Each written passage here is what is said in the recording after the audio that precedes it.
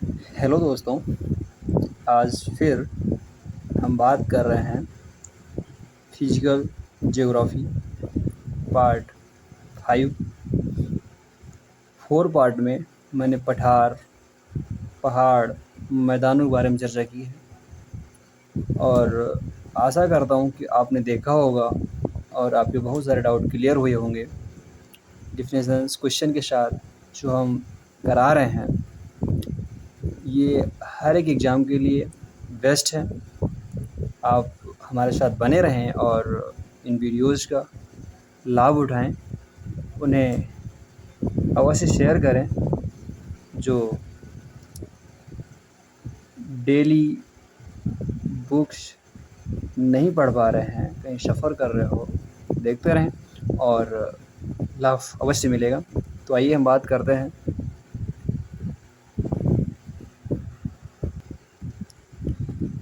आज बात करेंगे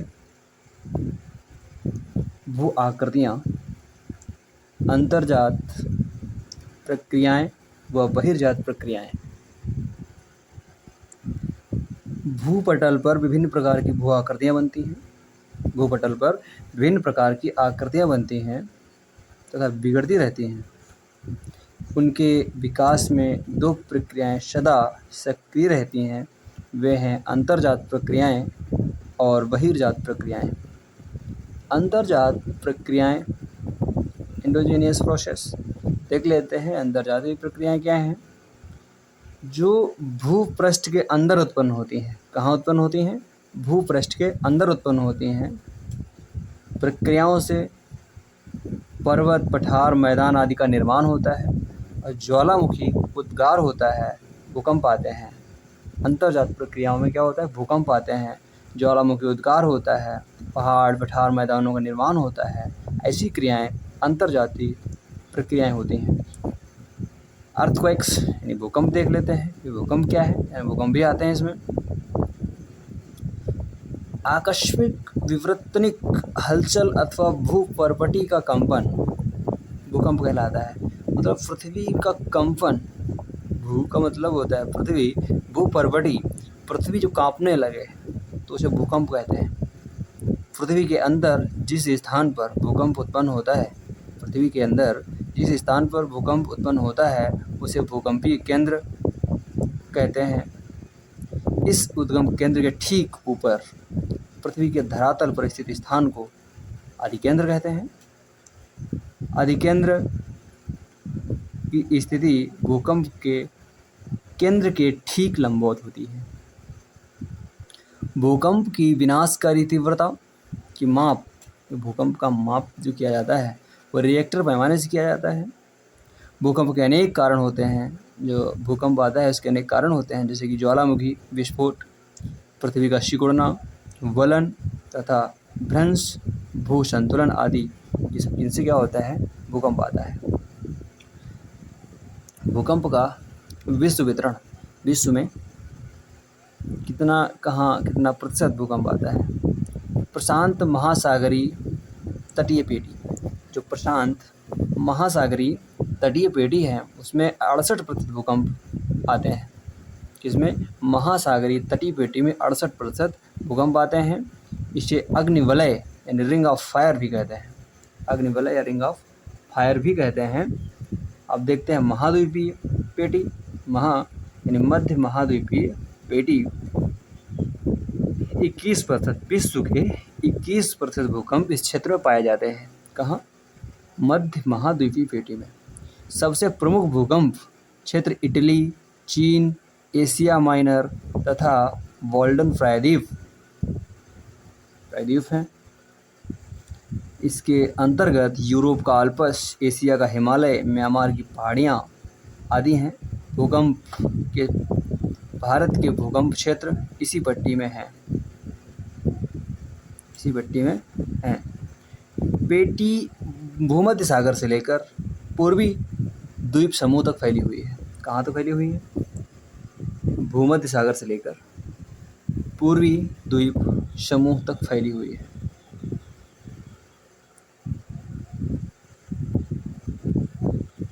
मध्य अटलांटिक पेटी, उत्तर से इस आइसलैंड से लेकर दक्षिण में बोवेट द्वीप तक विस्तृत है। जो मध्य अटलांटिक बेटी कहाँ तक विस्तृत है? आइसलैंड से लेकर उत्तर में आइसलैंड से लेकर दक्षिण में बोवेट द्वीप तक विस्तृत है। भारत के भूकंपीय क्षेत्र, तो भारत के भूकंप संवेदनशील क्षेत्र कौन कौन से वो देख लेते हैं। भारत के 2/3 भाग भूकंप प्रभावित हैं। कितना प्रभावित है? 2/3 भाग प्रभावित हैं। हिमालय क्षेत्र में अधिकतम भूकंप आते हैं। कहाँ आते हैं? अधिकतम भूकंप हिमालय क्षेत्र में आते हैं।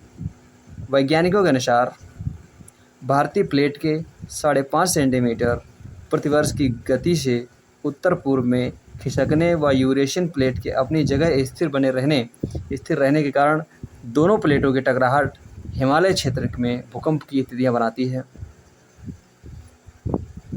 कश्मीर से अंडमान द्वीप तक फैली भूकंपीय पट्टी में हिमाचल प्रदेश, जम्मू कश्मीर, पंजाब, बिहार, पश्चिमोत्तर सीमा क्षेत्र, गुजरात तथा दक्षिण पश्चिमी समुद्र तटीय इलाके भूकंपीय संवेदनशील पर्वतीय क्षेत्रों में कश्मीर से अरुणाचल प्रदेश तक फैला हिमाचल प्रदेश क्षेत्र सर्वाधिक भूकंप प्रभावित क्षेत्र माना जाता है।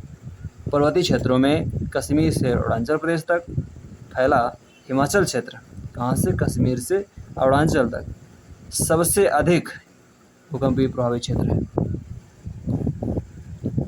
क्षेत्र माना जाता है। तरंगे क्या हैं? भूकंप के दौरान प्राथमिक, द्वितीय व दीर्घ तरंगों का उद्भव होता है। कौन कौन से तरंगे उद्भव होता है? दीर्घ तरंगों का। भूकंप पृथ्वी की सतह में ऊर्ध्वाधर व क्षैतिज परिवर्तन कर सकते हैं। प्राथमिक या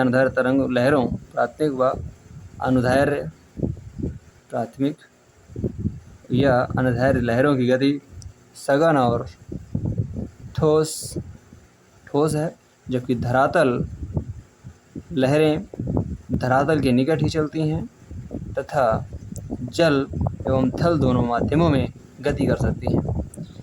दीर्घ तरंगों की गति 3 किलोमीटर प्रति सेकंड होती है, सबसे कम है। विनाश क्षमता बहुत अधिक होती है। ठोस तथा तरल दोनों माध्यमों में गति करती हैं। कौन सी? जो तुमको बताई हैं लहरें, धरातली लहरें जो होती हैं, ये ठोस व तरल दोनों माध्यम चलती हैं।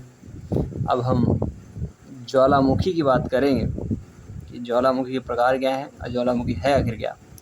कि ज्वालामुखी पृथ्वी के धरातल का वह छिद्र है। ज्वालामुखी पृथ्वी के धरातल का वह छिद्र है जिसमें पृथ्वी के भूगर्भ से आग, गर्म लावा, धुआं तथा पानी आदि बड़े तीव्र वेग से बाहर निकलता है। लावा धरातल पर आने के लिए एक छिद्र बनाता है जिसमें इसे विवर या क्रेटर कहते हैं। ज्वालामुखी के प्रकार कौन कौन से हैं? सक्रिय ज्वालामुखी, प्रक्षुब्ध ज्वालामुखी, मृत ज्वालामुखी। 3 प्रकार ज्वालामुखी खासकर महत्वपूर्ण ज्वालामुखी है। तो ज्वालामुखी जो प्रकार में देख लेते हैं कि सक्रिय ज्वालामुखी कौन सी होती है? वे ज्वालामुखी एक्टिव वोल्केन्स, वे ज्वालामुखी जिनमें प्रायः विस्फोट तथा उद्भेदन होता ही रहता है। क्या होता रहता है? विस्फोट तथा उद्भेदन, और जिनमें आज भी लावा बाहर निकलते रहते हैं। सक्रिय ज्वालामुखी का मतलब है जिनमें आज भी लावा निकलते रहते हैं। एटना ज्वालामुखी जो इटली में है, सिसिली द्वीप का स्ट्रोम्बोली ज्वालामुखी, ये भूमध्य सागर का प्रकाश मीनार कहलाता है। अगर क्वेश्चन आ जाता है किसी वनडे एग्जाम में या किसी मध्य MPPCS या UKPCS वगैरह में आ जाता है कि भूमध्य सागर का प्रकाश मीनार किसे कहा जाता है, तो वो है सिसिली द्वीप का स्ट्रोम्बोली ज्वालामुखी। फ्यूजियामा भी सक्रिय ज्वालामुखी है जो कि जापान में स्थित है। प्रक्षुब्ध ज्वालामुखी यानी डोरमेंट वोल्केनो, ये ज्वालामुखी वर्षों शांत रहने के बाद, मतलब वर्षों शांत रहते हैं, शांत रहने के बाद कभी कभी अचानक सक्रिय रूप धारण कर लेते हैं। मतलब कई सैकड़ों साल पड़े रहते हैं, कोई मतलब नहीं है, लेकिन अचानक सक्रिय रूप धारण कर लेते हैं। इनके उदाहरण देख लेते हैं। इटली का विसुवियस, इंडोनेशिया का कारकाटोआ, कहीं कहीं कारकातोआ देते हैं, कारकाटोआ, कारकाताओ देते हैं। इटली का विसुवियस ज्वालामुखी 1931 में अचानक फूट पड़ा था। मृत ज्वालामुखी, जो ज्वालामुखी सक्रिय नहीं है, जैसे किलिमंजारो, अफ्रीका, पोपा, म्यांमार हमारा पड़ोसी देश भी है। ज्वालामुखी द्वारा बनी स्थलाकृतियाँ, ज्वालामुखी द्वारा बनी स्थलाकृतियाँ, सिंडर सिंडर देख लेते हैं क्या है। विस्फोटीय ज्वालामुखी द्वारा जमा की गई राख से बनने वाली, सिंडर यानी विस्फोटी ज्वालामुखी द्वारा जमा की गई राख से बनने वाली शंक्वाकार आकृति को राख अथवा सिंडर कहते हैं। कॉल्डेरा क्या है? तीव्र विस्फोट से शंकु का ऊपरी भाग उड़ जाने से या क्रैकर के धंस जाने से काल्डेरा का विकास होता है। विश्व का सबसे बड़ा काल्डेरा जापान का आसो है। आसो, ये महत्वपूर्ण टॉपिक है, यहाँ पे नोट डाउन कर लेना है। क्रेटर झील क्या है? क्रेटर झील ज्वालामुखी शंकु के शीर्ष पर एक विवर होता है। किसके शीर्ष पर? ज्वालामुखी शंकु के शीर्ष पर एक विवर होता है जिसका आकार कीप जैसा होता है। ज्वालामुखी विस्फोट के बाद इस क्रेटर में वर्षा का जल भर जाता है। कौन सा जल? वर्षा का जल भर जाता है। इससे एक झील का निर्माण होता है जिसे क्रेटर झील कहते हैं। एग्जाम्पल के तौर पर सुमात्रा, जो कि इंडोनेशिया की तोबा झील, महाराष्ट्र की लोनार झील।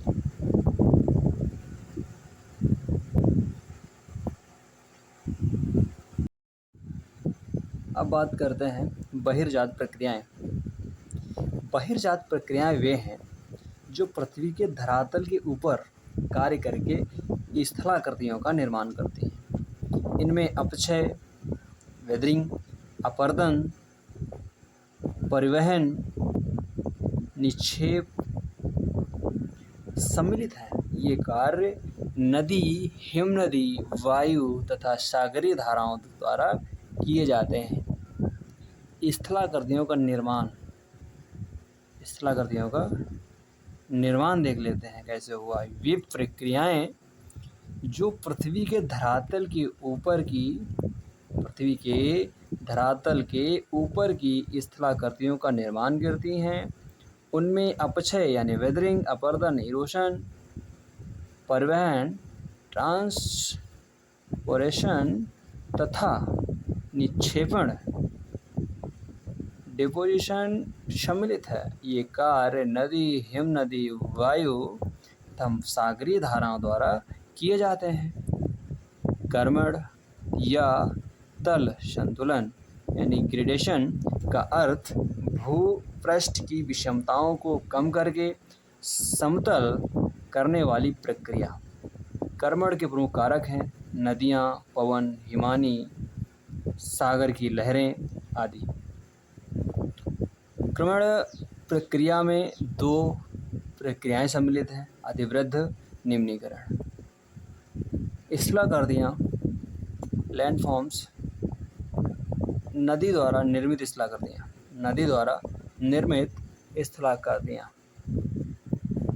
अपरदनात्मक, वी आकार की घाटी, जो अपरदनात्मक हैं, जो निर्मित होती हैं, उसमें वी आकार की घाटी जैसे गार्ज, कैनियन, क्षिप्रिका, जलप्रपात, अवनमन कुंड, जलगर्तिका, विसर्प, नदी, वेदिका, संरचनात्मक सोपान, मोनेडनॉक। निक्षेपात्मक, जलोद शंकु, जलोद पंख, प्राकृतिक बांध, बाढ़ का मैदान, विसर्प, गोखुर झील, ऑक्सबोरो लेक, डेल्टा। नदी जब सागर या झील में गिरती है, नदी जब सागर या झील में गिरती है तो उसके प्रवाह में अवरोध एवं वेग में कमी के कारण नदी के मालवा का नीक्षेपण होने लगता है। नदी अपने पूरे जल को एक ही धारा में बहाने में असमर्थ होती है, मतलब सक्षम नहीं होती है, तथा अपने आप को कई धाराओं में विभाजित कर लेती है। इस प्रकार एक त्रिभुजाकार स्थलाकृति का निर्माण होता है जिसे हम डेल्टा कहते हैं। जैसे सुंदरवन डेल्टा भी इसी का एक अच्छा उदाहरण है। चापाकार डेल्टा, कौन कौन से चापाकार हैं? जैसे नील नदी गंगा चापाकार बनाती है, राइन नदी, वोल्गा नदी, लीना नदी, ये सब चापाकार डेल्टा का निर्माण करती हैं। पंजाकार डेल्टा मिसिसिपी नदी पंजाकार डेल्टा का निर्माण करती है। ज्वारनदमुखी डेल्टा यानी नर्मदा और ताप्ती दो नदियाँ ज्वारनदमुखी डेल्टा का निर्माण करती हैं। परित्यक्त डेल्टा हंगहो नदी, प्रगतिशील डेल्टा गंगा और मिसिसिपी। ध्यान रखना है, मिसिसिपी प्रगतिशील डेल्टा और पंजाकार डेल्टा दो प्रकार के डेल्टा का निर्माण करती है। चापाकार डेल्टा और प्रगतिशील डेल्टा गंगा का निर्माण करती है। अब हम देख लेते हैं वायु निर्मित स्थलाकृतियाँ।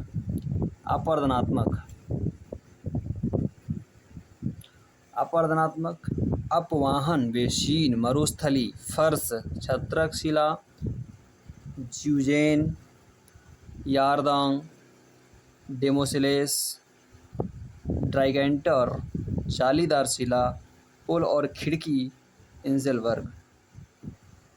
निक्षेपात्मक ऊर्मी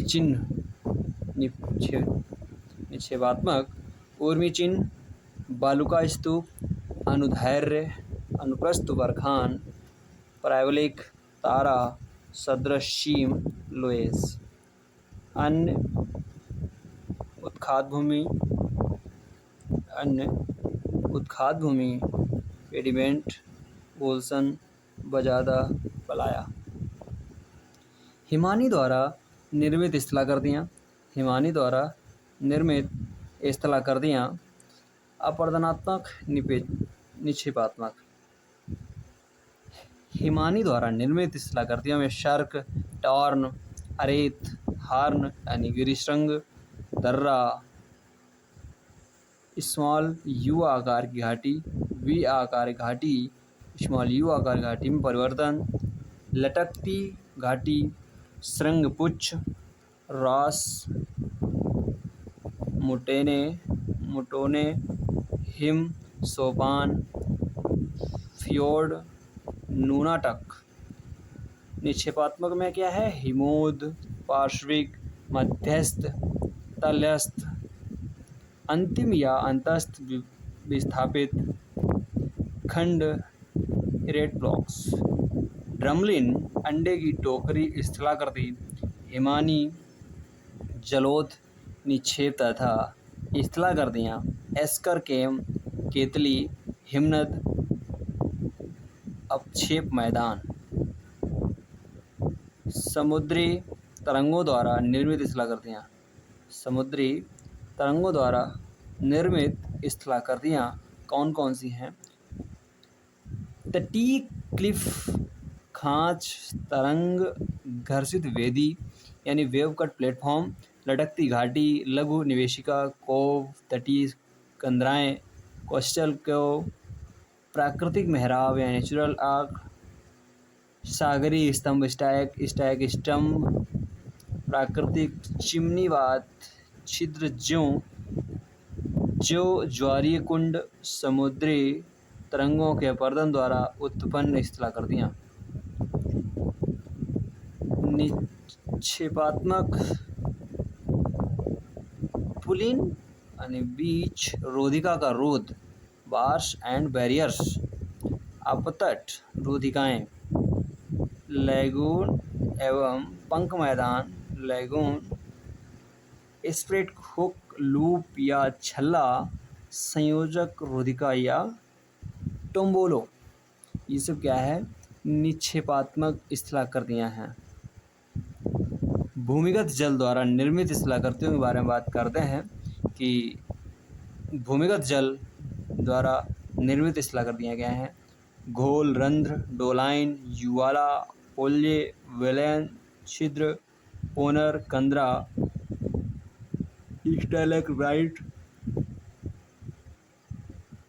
स्टेलेग्माइट का निर्माण, प्राकृतिक सुरंग, प्राकृतिक पुल, कास्ट खिड़की, टेरा रोजा, लाइफिश। आज इस चैप्टर को यहीं पे ख़त्म करते हैं। कल हम बात करेंगे वायुमंडल का संगठन तथा संरचना और ढेर सारे बिंदु जिनको लेकर आप उत्सुक हैं, और आशा करता हूँ कि आप इस वीडियो को शेयर करेंगे, लाइक करेंगे, कमेंट करेंगे, और जो चैनल पर नए हैं वो सब्सक्राइब भी करेंगे। और ऐसे ही बने रहिए हमारे साथ, हम आपको देते रहेंगे एक से एक बेहतर सब्जेक्ट के नए नए टॉपिक, जो आपको किसी ने नहीं कराया वो हम गारंटीज कराएंगे। कोई भी सिलेबस हो, हम पूरा सिलेबस, पूरे वीडियोस, एक एक टॉपिक यूट्यूब पर आज से अनेक दिनों तक लेकर आएंगे। सब बनाए रखें और हम आपको इस तरीके बात करते हैं। Thank you.